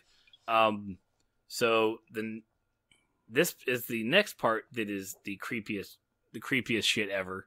And as Anya is losing it on the women, and we're not sure where she's going to go with it, everyone hears Cass's screams, which we know Cass is dead. Yeah, but Anya hasn't seen the body. So she doesn't believe. She's like, we never saw the body. That's what she said. She's like, we never saw the body. And she's like, Cass. Yeah, and we never saw the bear. We never saw the attack. Yeah, so she took off running. She's like, Cass, she runs out the room, and you hear, she doesn't make it very far. You hear like thumps and thuds and some screaming, and then all the girls are so tied to the chair, like, oh shit. And then you get the shadow of you get the shadow of the creature coming around the corner, and it's this big ass bear. The top part of his skull is just skull. Like half his face has been peeled off. And she's, I think this is, so what's her name has worked herself out of her, Lena has worked herself out of her gag, and she's like, don't move, don't react. And it comes in between her and Cass, and it screams Cass's scream, like out of its mouth. Mm-hmm. Opens his mouth, and it's like help! It's like, oh my god! Yeah. And it is. This is like skin crawling, like this, like the screams that are coming out of it. It was great. Yeah, I thought it was cool as shit. I was like, that's awesome. So it's like, that's so fucking cool. Yeah, I was like a bear that can mimic. That's great. Right, and so then, as it's like screaming and the girls are trying to stay calm and not freaking out, barely, Anya drags herself around the corner, and then like Schwarzenegger fires at the bear, like one-handed, like it's not even really getting anywhere near. The fact that she didn't hit everybody else is amazing, because she was just kind of firing, and she wouldn't even hit the bear. She's like shooting up, like, ah! Oh yeah, dude, yeah. She's like doing that one arm leaned against the wall, like gun on the hip, finger on the trigger, blasting fucking bullets everywhere, man. And I'm like, you're going to kill everybody. Right. And she hits nothing. Definitely doesn't hit the bear, but she definitely lets the bear know she's back. So it turns from the room, takes her, drags her out, and kills her so bad. It fucks kills her up so hard. And like, we get this, and this is the only part where, like, when my father and stepmother were like, hey, should we go see Annihilation? I was like, it's really, I don't know. Just because of that one like half-second shot of when it rips her lower jaw off, and all you see is like upper jaw and blood spurting. I was like, maybe you should go see it. I'm not sure how you are with squeamish with blood and stuff. You are in your 60s. Maybe don't eat before you go. Yeah. How squeamish are you? I mean, you do watch Game of Thrones, so you have seen some shit. But yeah. So it kills her hard, and it comes. Yeah. How'd you feel about the mountain scene? Yeah. Right. It's like, if you made it through that, you're good. That's literally about the same length of shot you got with exploding head as you got with ripping jaw from this movie. Yeah, exactly. That's a good gauge. I should use that from now on. Did you watch the mountain scene? Did you make it through that? Okay, you're fine. So the bear comes back into the room, does some more, examining, and then it turns and knocks Lena out of her chair, and it kind of breaks the arm of the chair. So, when it left, it knocked her over and broke the arm of the chair, so she can get one arm out. And then it kills Anya, and then comes back in, and then rushes her immediately. And then Cass has gotten herself free, and she does the same thing she learned from Lena earlier, and she lets that bear have it right in the skull with the whole magazine, and puts him down before he gets a chance to. As I thought Lena's going to get it. I thought she's going to get it hard. I was like, ooh, you're the main character, so you got some plot armor, but that bear is going to fuck you up. Yeah, you got some plot armor, but you're about to go fucking with 3 legs, 2 legs. Who knows what? 3 legs, 2 legs, 4 legs, 1 leg. I don't know, man. You're about to have something different about you. Right. So they kill the bear. They were talking. It's crazy to hear Cass scream coming out of it, and they talk about how it must have absorbed. The prism has made it absorb the consciousness of its of its kills, like right before they die. And for it to use it as a lure, I mean, damn, that's a smart bear. Yeah, bears are super smart. Not your average bear. Nah, man, you could have had a whole movie about that bear, and I'd have been more interested. Oh man. Okay, so after that, it's the next. Actually, Ventress goes, "I'm out. Like I'm going to the lighthouse. We're all changing. We're all mutating. I want to arrive at the lighthouse, the person that I started this mission as, not as whatever I'm going to become." Yeah. She's like, I want to get there with this brain going on in my head. So she's gone. Ventress takes off with their light, and Lena and Cass are left. And it's the next morning, and Lena comes across Cass kind of like meditating in the town and in between, just around all the all the flower people and stuff, and she's just kind of meditating. And then there's this exposition where she's like, I'm letting it take me. Like I'm done fighting whatever it's doing to me here. And you see her sleeves are up, and you see the old cut marks, but from those cut marks you see vine starting to sprout out of her skin. Yeah. And Lena's like, well, we can still get through this. Josie's like, no. She just pretty much just walks off, and Lena's like, Josie, wait, and she follows her, and Josie just turns a corner. She makes one good corner turn, and then she disappears into a crowd of, when Lena comes around a corner, there's nothing. There's just a bunch of people, a bunch of tree people, and one of those is Jess. Or one of those is Cass. We don't know which one. But yeah, so Cass has given herself up to whatever was going to happen. You mean it's not Cass? It is Cass, isn't it? Am I no, saying it's the wrong Josie's. Josie. Yeah, Josie's the one that turns into the plant. My bad, Josie. Yeah, Josie disappears, and and she's done. So she's gone too. So now we're down to just Ventress and just Lena. And Lena takes off towards the lighthouse. Now we have the second to final scene, really, which is the lighthouse scene. So Lena arrives at the coast, drops her pack in the watery area, which I'm like, if you're going to get out, why are you dropping your pack like where the tide's going to come get it? Like, it's wet where you're standing, damn it. Just come on. I know it looks pretty. Jesus.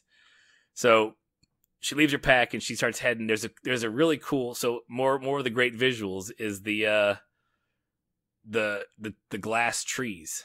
Yeah, the glass. Yeah, well, because at first it looks like lightning had just hit sand a bunch of times, and then you come to like see that they're forming actual structures, right? And so it's like pretty trees or, I mean, basically it was vegetation for the most part, right? And so exactly, so it's what on a beach you've got sand and you've got sunlight, and then and so it's pretty much the prism taking what happens between sand and heat and making the vegetation that it sees elsewhere, which is kind of cool. It's kind of a neat effect, but it looks really pretty. So you have these sporadic glass trees all over the beach towards the lighthouse. There's many more as you get closer to the lighthouse.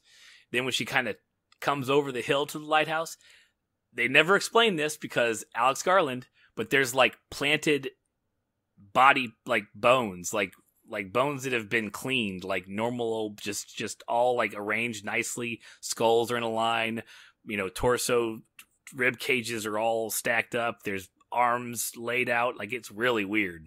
And they never I don't know. Yeah, don't know what that was about. I have no clue what that was. So Lena enters the lighthouse. You see the hole in the top of the lighthouse where the asteroid that hit came through the upper wall, and then you see a hole down further into the ground that we don't know what's down there yet. From those holes emerges this. It's kind of like the moss stuff, but it's a lot thicker and bigger, like bigger veins of it. Yeah, it looks like if you've ever been into a cavern where there's, stalagmites and all that shit. Like, it looks like some of the phosphorus rock formations that grow on the side. Like, it's kind of porous and it's kind of spiny, and it looks like if you touched it, would probably cut your hands all up, but it also looks very brittle at the same time. Mm-hmm. Exactly. Yeah. It's real pretty. And I read somewhere that they used some computer program or some like mathematical theory to lay all these out, and I forget what they said, but it's really cool, like how they laid everything. Probably laid it out with fractals. Maybe. I forget what they called it, but yeah, it's all like everything there is not sporadic. If you pull back and look at it, it's all like mirrored images of itself in different directions. But anyways, there is also a burnt up corpse skeleton against one wall that you can tell was on fire because it's all soot around it and it's all burnt and shit. And there's a tripod with a camera because God love cameras. They're all a year ago. Battery is still working. Let me just say that out loud. A camera that has been there for a unknown amount of time still has power left in the battery. Hey man, well, time and everything gets maxed, so maybe batteries are all infinite now. Maybe, yeah. Who knows what those batteries have mixed with now? And yeah, the truth, and the fact that the Prism hasn't changed the memory cards to not work, like they still work like memory. I was like, oh, that's a nice little plot hole to keep that there. Oh, but all the cameras are still fine. Everything else has changed. We literally built a house out of nothing, but the camera cards and the cameras and the batteries are perfectly fine. They're not like cameras. None of that's gonna phase. Right. Yeah. The camera doesn't scream like a dead person. Like, it's cool. It's fine. So she watches the camera, and a grizzled, like he hasn't shaved in like weeks and weeks. Kane is on the film, and he's talking, but he has a super hick countrified accent, like real bad. And at first I was like, why did he suddenly get this accent? But then someone I watched said it for me. They were like, it's showing that he's already inherited traits of some of his other members or some of the other people who have been in the Prism. So someone who's got a real hick accent, he's now taking it on. And so he's talking to someone off camera, and during his thing, he asks, "Was I you?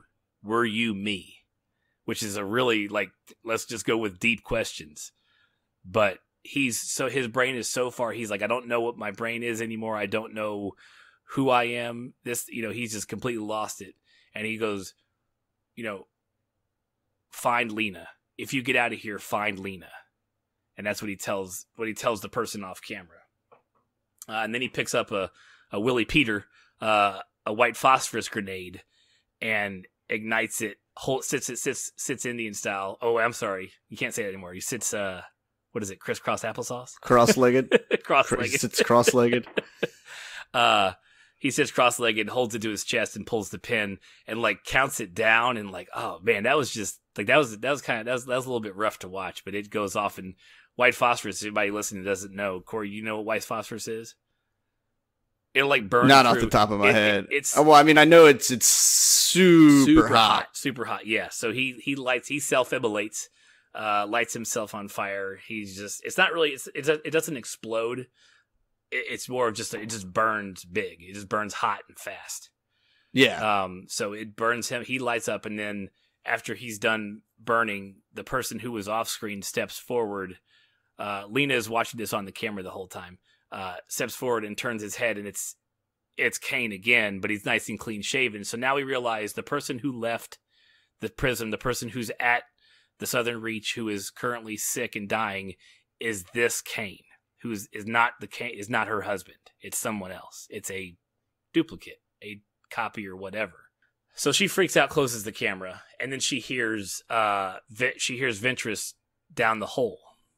Down the black hole that, like, so where the meteor went in, the one where the meteor went through into the ground. Yeah, I'm going to ask you this question because I don't know the answer to it. You saw when we first see Ventress with her back to Lena, and we're seeing it from the front of Ventress watching over her shoulder to see Lena coming down the hole. Like, she had no eyes, right? Like, there was like there was a flap of skin over her eyes holes, right? And then all of a sudden, for a minute there, and then when she turned around, it was like. It was like a way of them saying, like, she's seen everything, because as soon as she turns around, it's like she came back to reality. Right. She was like on the way to let herself go. Yeah. And then she did, and then she interrupted her, and she turned around. Her eyes were fine. Yeah. Yeah. Yet another thing that wasn't really explained. Right. Ventress is. She talks. They talk for a second, and she realizes that Ventress has given herself over to whatever change is going to happen, kind of like Josie did earlier with the flower, with the plants. Ventress is here. She knows that she had cancer. She knows it was a death sentence. She's like, I wanted to be here, and I'll let whatever happens to me happen. Like, this is my whole goal, was this right here. And then she vomits pure light upward. That's pretty much the only way I tried to figure out how to write it, but she just like becomes this pure light from the inside of her, and then it forms this. Two places that I was reading the write up on this movie both described it completely differently. So someone wrote it as a pulsating hyper technicolor void, and the other person called it a nebulous structure. So take those two concepts, and that's what happened. That's what came out of Ventress. Man, they use bigger words than we do. Right. Oh, and to flash back just a hot second to earlier on the film, before she got to the self-immolation portion of the film, he's filming down in that hole, and you see that void. You see that void again. You see him looking into it. Then you see him turn around, look up the hole, and there's a humanoid figure, like shadowed in, like standing in the hole. All you see is just black, just the outline of it. So that's going to lead to what happens here very shortly. So Lena is entranced by this void that is now consumed, or that Ventress has dissolved into. Ventress is gone. Ventress is whatever she is. She's gone. She's gone wherever she is in the prism. Yeah, she's moved on to the next plane. That's right. She's on a different plane. She jumped into the mirror universe. Yes, she is gone. Harkening back to our Star Trek Discovery reviews. Check those out if you have time. Gonna plug myself right in the middle. Right in the middle. Let's see. So, as she's entranced by this nebulous void, a drop of blood comes from a cut on her face and goes into the middle of this void, and you see it do the one cell turns into two, and then you see it start making a hole, and then at the end it becomes this just humanoid figure. Yeah. And, big like clay model. Yeah. And Lena, like, this is the point where she snaps and just starts firing at it, just shooting it, and empties another whole clip into this thing. And it's kind of cool because, like, it just, you see where the holes go through, these nice little just like curls come out of it, from the back of its body that make it's really a cool visual. And then she just like it doesn't kill it, so she starts to run.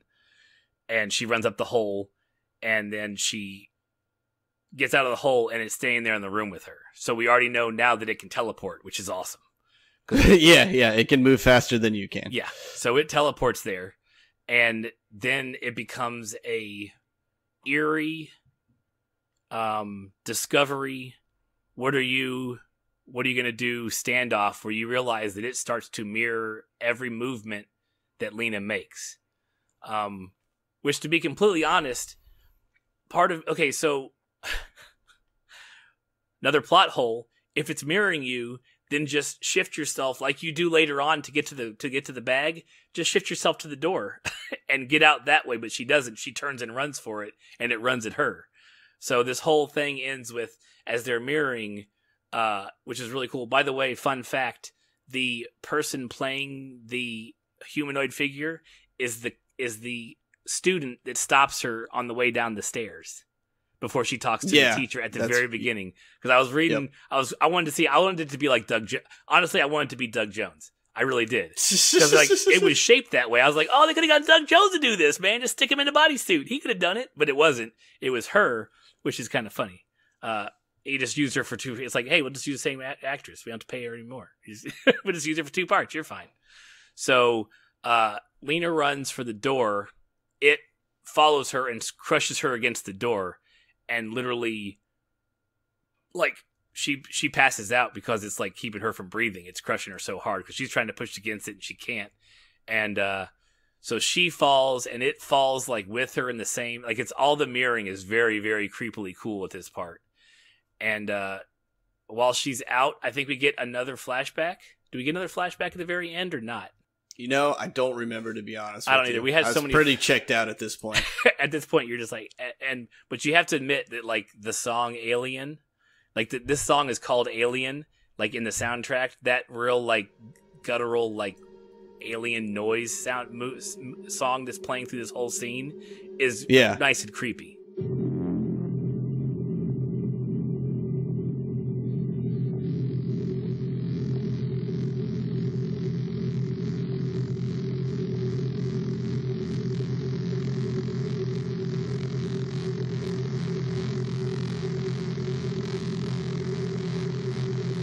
So, flashback or not, she wakes up facing away from the humanoid figure, the alien, and realizes it's still there. She's like, crap.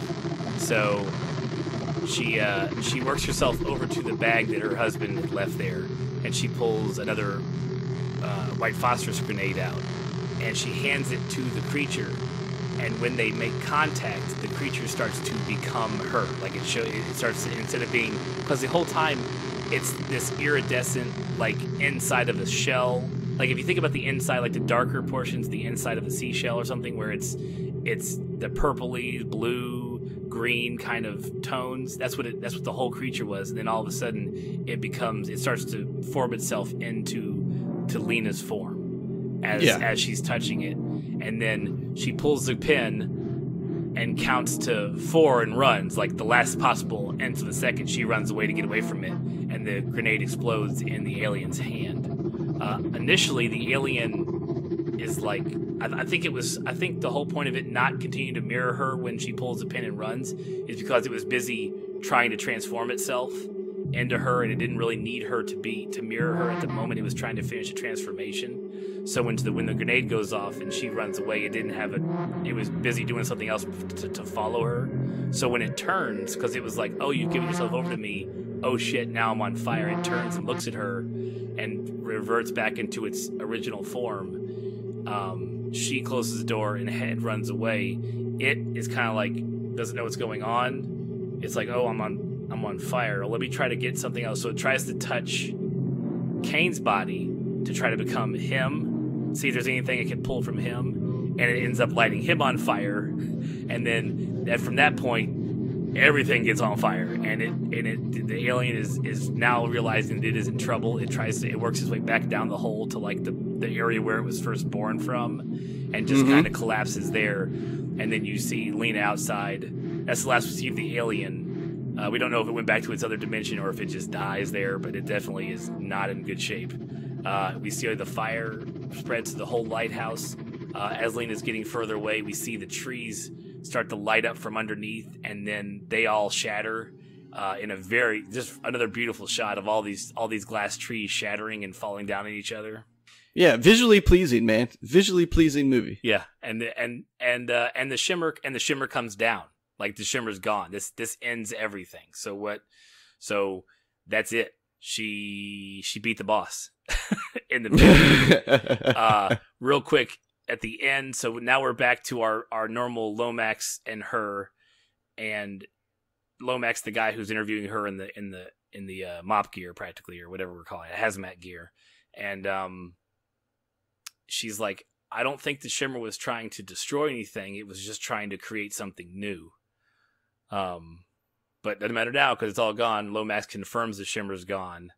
And then Lena goes to see Kane, who we learn from Lomax suddenly, as soon as the shimmer came down, organs went to normal, came back on. He came back to, consciousness, didn't need a breathing tube, didn't need a feeding tube, didn't need anything. Yeah, he got fixed immediately. Yeah, so that's cool, interesting enough. I think it was, the alien learning that had to destroy, almost like let that, the whole thing went down just for him to be able to survive outside, which is cool. She asked him, "Are you the real Kane?" And he says, "I don't think so." Yeah. So, and then he asked, "Are you the real Lena?" And she doesn't answer. She doesn't respond. And they hug, and in his eyes you see a shimmer, almost like that void that he was born from, like the aliens are born from. It's almost like that void, kind of, but it's more of just a red ring around their iris type thing, or a yellowy red flowery ring around their iris. And Lena has it too when they turn to her face, and then they cut to credits. So now everybody's just like, "What did I watch? What was that? Is she an alien? Is she not an alien?" And truthfully, I don't know if it matters. She's different, is what she is. Well, it's the same. I mean, it's the same thing of like someone coming back from a struggle. Like, you're not the same person you were before, like through a major life event. Like, that's all they're illustrating, right? Is like, this guy went out and completely gave his life away and came back as this person. Somebody you don't recognize, somebody you're not with, like, just everything that was there that you knew the person they're not. She came back as a person you still recognize, who, but you can also tell is like off, different slightly. Well. But she can also hide it. Right, and almost they are two different versions of what the Shimmer was trying to create. Kane is something that was created from the Shimmer, and she is something the Shimmer changed into. Yeah. So when we don't know anything else than that, and that, everybody, is the movie Annihilation. Like I said, it's going to be on Netflix soon. So if it doesn't, if you listen to this now and you haven't seen the movie, shame on you. You should have stopped and gone to watch the movie first. If you did listen here and you still think it sounds cool, take it to give them some money in the movies, man. Take your movie pass, go see it. I saw it twice because you can see the same movie more than once with movie pass. It just has to be outside of a 24-hour period. So if you go to 8 o'clock at night, you got to go to 8 o'clock the next night or later, or it's not going to work for you. So, final thoughts, Corey? Still hate it? Yeah, man, I don't like the movie. Like, I mean, what score do you give it? I'll give it an 80. 80? An 80, Rotten Tomatoes has it at 86. I don't think it's like that high. It's still a great movie, I think, but it's not like let's sign it up for everything under the sun.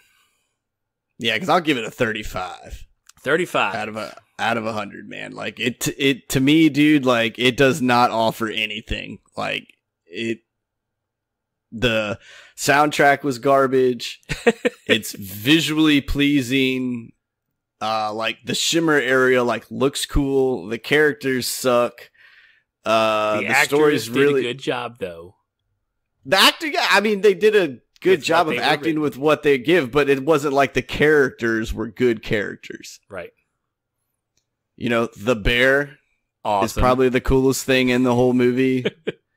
Like, yeah, dude, I don't, for as much hype and discredit it's getting at the same time, right? Like, I just don't get it. I'm like, it's just a bad movie. Like, it's not, there's, like, I don't understand the argument from it being such a cerebral film that it's so mind-bending. It's not. It's not at all. Okay. Like, it just took a really roundabout way to explain simple concepts. All right, I'll give you that. Do you give it a 35 with an asterisk if the next movie actually spells some more shit out, you'll give it more credit? I will probably, I won't, if there's a second movie, the first movie won't hold anything against it. Okay. Like, I probably won't ever change the score of this film because the second film, to me, you can't, there's not enough you can do to, tie it together. Mm-hmm. Not tie the two stories together, but, to make the first part of it better. Okay. I don't think there's anything you can do to fix that pile of shit. Okay. But I think you could make a really good second movie. Okay, I'll give you that. With what has happened. As long as it's not filmed in this from a third person's point of view angle all the time, and we're going to constantly play atmospheric sounds to illustrate what they're feeling. Dude, I fucking went to college, man. I seen enough of that shit. I don't need a fucking $25 million movie to go do that. Okay. And you, sir, are not wrong. You can have your opinion is your opinion, and I think that there's at least half the people who watch the movie who have the same opinion as you. So, I almost wish that I didn't understand the movie, because then I would be like, well, dude, I'm just dumb. I just don't get it. It was beyond me. But I feel like I understand enough of the movie to be like, yeah, this isn't anything special at all. I feel the way that Natalie Portman is hyping the movie. It's because she knows she made a shit film. Oh, you're thinking that she's like, oh god, dude, I gotta go overly plug this and be super excited about that. Look at me, look at what I did with this film. Right. And no. You never can tell when the actors are acting when they're off. Yeah, see, I think she's acting off camera right now. She's putting on the performance of a lifetime. Right. Okay. This will be one of the movies when she has another big hit, she'll talk shit about it. She'll talk shit about it. She'll do a Ryan Reynolds and make fun of it somewhere in one of her films. Right. Okay, I'll give you that. I'm on the complete opposite side. I if I were to just say I liked it for the sheer fact that I found myself thinking about the movie for days after I watched it the first time to try to grasp what I saw, what it was trying to tell me. That's a lot of movies don't do that. I watch it, yeah, good movie, and I go. Every once in a while you get a movie that like you think about later. Ex Machina still sticks with me to this day. Alex Garland's other movie, like I still think about it here and there. Just the insanity that happens in that movie is just awesome. So it's great. But this movie was good. It was better than good in my book, and I would definitely recommend anybody who even has an inkling of an idea to go watch it. Now you wait for Netflix, that's fine. So that is it for Annihilation. We finally got this podcast done, Corey. It's been a rough thing. We're about to record another one here in about 3 or 4 days because we're going to go see our poll on Twitter. We asked you guys out there what you want us to review next, because this weekend had 2 fairly big movies come out, when it comes to names and what folks are going to go see. And it was going to be either Death Wish or Red Sparrow. And very barely Death Wish won, right? Death Wish won, baby. We're going to go see Death Wish. Woo! We're going to go watch Bruce Willis avenge his family's injury / death. And it is a remake of the 1974 Charles Bronson movie, which I actually pulled up. It's on, I think it's on Stars right now, so it's available on cable. So I watched that a couple nights ago. That's great in all of its 70s glory. It is fantastic. Nice. This movie will probably be a shit adaptation of it, but I don't care. It's Bruce Willis killing folks for 2 hours, and I'm okay with that. Yeah, I'm ready to see a non-thought-provoking action movie. Yeah, let's just tune out and watch him blow people away. Yeah, dude. I want to come back in the review just to be like, movie was awesome. He killed everybody. He blew shit up. Take your ass to the theater. Yep. Like, why is this podcast 2 minutes long? All right. Well, so from the Two Dads Review podcast, we thank everybody for hanging on this long. We know all of you that reach this point, you're our favorite listeners because you listen to the whole almost 2 hours of podcast. And we will catch you guys shortly next week in a couple days. Thanks for listening. Yeah, guys. Thanks for listening. We'll have a quick turnaround for you, and see you soon.